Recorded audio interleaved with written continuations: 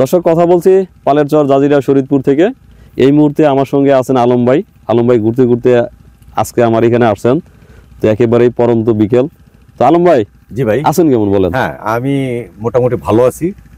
আসলাম ওই আপনার কি কি প্রজেক্টে কি কি করছেন এগুলো দেখার জন্য ভাই। আচ্ছা, অনেক কিছু করছেন আমি শুনছি। তো একেবারে পরন্ত বিকেল, খালি চোখে দেখছেন, আমি একটু তারপর দেখানোর চেষ্টা করি। আলম ভাই, জি ভাই, এটা হচ্ছে আমাদের সূর্যমুখী, বুঝছেন? এই সূর্যমুখী গাছগুলো আমরা এখানে প্রায় 2 বিঘার মতো রোপণ করছি। 2 বিঘা করছেন? কিন্তু আপনি এই পাশ থেকে এই পর্যন্ত কিন্তু আমাদের হাটের রাস্তা। এটা কেন রাখছেন? এটা রাখছি, ধরেন সূর্যমুখীতে একটা আকর্ষণীয় ফুল। জি, এটা যখন বড় হবে মানুষ ছবি তুলবে একেবারে। তো আমি এই মাঝখানেও রাস্তা রাখছি 2 হাত, আবার এদিক দিয়ে 2-3 জায়গায় আমি রাস্তা রাখছি, যাতে আপনারা আসলে বা কেউ আসলে গাছের ক্ষতি হবে না, কিন্তু খুব আনন্দ নিয়ে মানে যাওয়ার রাস্তাটা, ছবি তোলার রাস্তাটা, ছবি তোলার রাস্তা আছে। হ্যাঁ, এরকম রাখছি। ধরেন গ্যাপ দিয়ে 2 হাত রাস্তা আছে দিয়ে এটা করছি। এটা সরকারি একটা প্রজেক্ট। তো সরকারি প্রজেক্ট হলেও আমাদের মতো করে করছি ওনাদের পরামর্শ নিয়ে। আচ্ছা আচ্ছা। আর এই পাশে দেখেন, ওই যে আমরা যে একটু পানির অভাবে ছিলাম, আপনি জানেন। রাকিব ভাই একটু আগাও। তো এইগুলো কিন্তু পানির অভাবে আমরা ভালো করতে পারছিলাম না ভাই। এই যে ফল এসে পড়ছে দেখা যাচ্ছে, ফল আসছে, কিন্তু আমার কাছে মনে হয় না যে খুব পর্যাপ্ত এটা। আচ্ছা আচ্ছা। আমরা যদি সময় মতো পানি দিতে পারতাম, জি, তাহলে এই ফলগুলো আরো বেশি সুন্দর, পরিপুষ্ট এবং অনেক বেশি পাইতাম। আচ্ছা, এই আরেকটা জিনিস, এই গাছটা আর এই গাছটার মধ্যে পার্থক্য কিন্তু অনেক। পার্থক্য অনেক পানির জন্য, বা এই জায়গাটা একটু মাটি উর্বর বেশি ছিল, বা যত্নটা হয়তো এটা বেশি পড়ছে, কারণ আমার সুষম যত্নটাও করতে পারিনি। কারণ পানি না দিয়া আপনি এটাকে পরিষ্কার করলে কি হবে? কোনো লাভ নাই। আর যেহেতু বালি, আপনি এখানে মনে করেন যে শুধু পানি কাঁধে করে নিয়ে এসে, তখন তো আমার টিউবওয়েলও ছিল না। আচ্ছা আচ্ছা। তো আপনি জানেন যে খুব কষ্ট করে কিন্তু আমরা এই পর্যন্ত আসছি। যদি টিউবওয়েলটা এখানেও থাকতো, তাও কিন্তু পানিটা দিতে পারতাম। তখন টিউবওয়েল ছিল ওই ঘরের ওখান থেকে, তো 1 কলসি পানি করে এনে দিলে এখানে যে পরিমাণ, যে মাটি, আপনি কিন্তু এটা পসিবল না। আর এটা আপনার পয়সা খরচ হইছে অনেক। পয়সা খরচ অনেক হইছে। লেবার খরচটা, লেবার চার্জটা বেশি লাগছে। বাবা, এই 2 মাসে আমার 7-8 জন করে লোক কাজ করছে এখানে এট এ টাইম। তো 7-8 জন লোকের খাওয়া থাকা 2700 টাকা করে খরচ একজন। হ্যাঁ, 2700 টাকা খরচ আছে। কারণ আপনি তো একদিন আমাদের সঙ্গে আপনার খেতে কাজ করলেন। তো এই চায়না মিষ্টি কুমড়া, আর এখানে এটা তো আমাদের শুধু মিষ্টি কুমড়া। আচ্ছা আচ্ছা। তো আমরা এই যে দেখেন, আপনাকে আরেকটা দুঃখের কথা বলি, এখানে যে বুনছেন 1 বিঘা লাউ। এটা লাউ, হ্যাঁ, কি ঝাঁকা হবে? হ্যাঁ, ঝাঁকা হবে। এবার দেখেন ভাই, তুমি এই ক্যামেরা একটু এখানে ধরো, এই লাউ গাছ না? জি। এটা আরো 15 দিন আগে আমি যদি ঝাঁকার মতো করে এটা যদি উঠাই দিতাম, এই গাছটা কত বড় হইতো, আরো বড় হয়ে যেত, সামনের দিকে যাইতো এটা। তো এখন পারি নাই।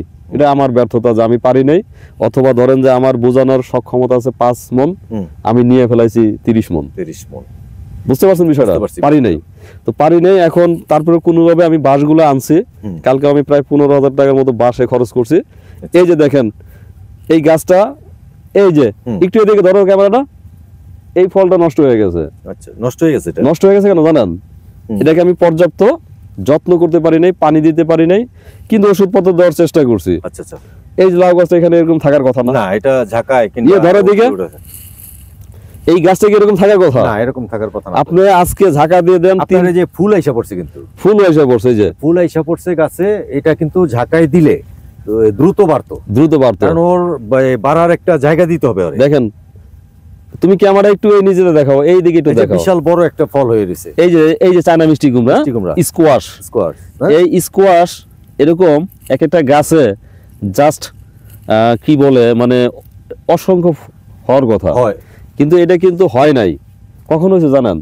যখন আমরা ডিপ বসায় এটা টানা পানি দিতে পারছি, তখন তারপরে যে এটা ফলটা আসছে, এবং দেখেন এটার দেখেন গ্রোথটা ভালো। সেম এখানেও কিন্তু একটা আছে, এই যে এটার গ্রোথটা অনেক ভালো না? হ্যাঁ, অনেক। রাকিব ভাই দেখাও ভাইয়া, এই যে অনেক সুন্দর গ্রোথ। তো এখন এই একটা তো বড় হওয়ার কথা না, এখানে যদি আমরা যত্ন করতে পারতাম, সাথে মানে কয়েকটা হবে, 10টা-20টা হইতো। এখন আমি কিন্তু এটা কিন্তু প্রায় আমার বিক্রির উপযোগী, কিন্তু কোয়ান্টিটি কম। যেরকম 10টা করে হইলে 10টা গাছে 100 গাছ আছে এখানে 150-র উপরে, 100টা হইতো। দোয়া করেন, যেহেতু বাঁশ নিয়ে চলে আসছি, তাহলে তো দ্রুত ঝাঁকা হয়ে যাবে না? ঝাঁকা হয়ে যাবে, বাঁশ যেহেতু চলে আসছে। এখন আমরা অন্যান্য কাজও প্রায় গুছিয়ে ফেলছি। আচ্ছা, এই দেখেন এই লাউ গাছ তো এই নিচে পড়ে থাকার কথা না। এই যে মাটিতে পড়ে রয়েছে লাউ গাছ, মাটিতে পড়ে রয়েছে না? হ্যাঁ। এই যে দেখেন এই গাছটা কি চাচ্ছে, এত সুন্দর গাছ, কিছুর উপরে বেয়ে যাবে, কিন্তু আমরা বেঁধে রাখছিলাম, ওটা ধারণ করতে পারে নাই। না না না। এই যে দেখেন স্কোয়াশ দেখেন। এবার আসেন, আসলে কিন্তু একটা খামারের এইগুলোই ব্যর্থতা। এই কারণে ফেল করে এই কারণে ফেল করে মানুষ, অন্য কোনো কারণ নাই। কারণ এটাই, এই যে দেখেন ভুট্টা সময় মতো সবকিছু করতে হবে, দিতে হবে। এই ভুট্টাটা দেখেন, এই ভুট্টাটা একটু নিচের দিকে দেখো। ভুট্টা কতদিন বয়স হয়েছে এটা? এটার বয়স জামাল ভাই কয়দিন হবে?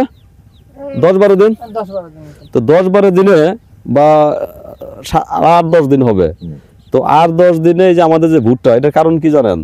এই জমিটাতে চাষ করছে 3টা। আচ্ছা আচ্ছা। এখানে পর্যাপ্ত যে পরিমাণ জমির পরিমাণ অনুযায়ী সার দরকার, সেই রকম সার আমরা দিছি। আচ্ছা আচ্ছা। তারপরে এই বীজটা হচ্ছে একটা ভালো বীজ। আচ্ছা। সেকেন্ড হচ্ছে যে আমি যেখানে মনে করছি যে এখানে বালি আছে, সেখানে ডিপ থাকার কারণে আমি পানি দিছি আগে। পানি দেওয়ার 2 দিন পরে চাষ দিয়া এরপর আমরা এটা রোপণ করছি। তো যে কারণে মানে আমি যতটুকু দেখছি হাঁটা পথে, আমার এই ভুট্টা গাছের মতো যত্ন করে এখানে 1 বিঘা জমি চাষ হয় নাই পালের চরে। এর জন্য তো গাছ তাড়াতাড়ি, এই জন্য গাছ এরকম হয়েছে। এবং তো আলহামদুলিল্লাহ স্ট্রং হয়েছে গাছ। দূর থেকে দেখা যায় যে গাছ কিছু একটা আছে, তাতে মনে হয় যে আমরা ভালো করছি। এবার দেখেন এই যে এগুলো হচ্ছে এই যে বাঁধাকপি আর ফুলকপি, এই দুইটা কি এক গাছ, এই একটা জায়গায় একটা জায়গায় করছি বাঁধাকপি আর ফুলকপিটা? হ্যাঁ, এই পাশে ফুলকপি আচ্ছা, আর ওই পাশে বাঁধাকপি, মানে ভাগ করা আছে। ভাগ করা আছে। এখন এই গাছগুলো, এই যে আমাদের যে কাজ করে যে মফিজুল ভাই, উনি যখন সেকেন্ড টাইম এখানে আসলেন বাড়ির থেকে, তখন উনি বললেন, ওই সময় আমার সঙ্গে কথা হলো, তো বললো যে স্যার আমি কিছু যদি গাছ নিয়ে আসি কি হয়। আমি বললাম নিয়ে আসেন। পরে ওনারা 1500 গাছ সেই কুড়িগ্রাম থেকে ধরেন আজকে দুপুরে উঠাইছে, রাত্রে গাড়িতে আসছে, এসে পরের দিন বিকেলে এই গাছগুলো এখানে রোপণ করা হয়। আমি জমি প্রস্তুত করে রাখি। তো এখন এখানে যা করা প্রয়োজন আমি কিন্তু সেটাই করছি।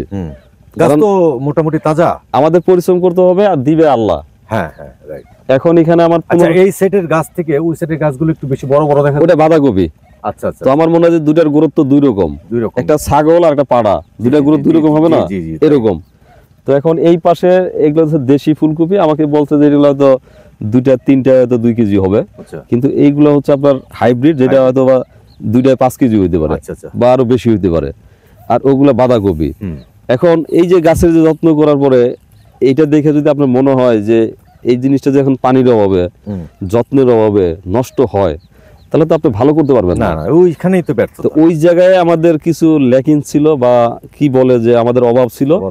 তো আসলে আমাদের সেই অভাবগুলো আস্তে আস্তে দূর হচ্ছে।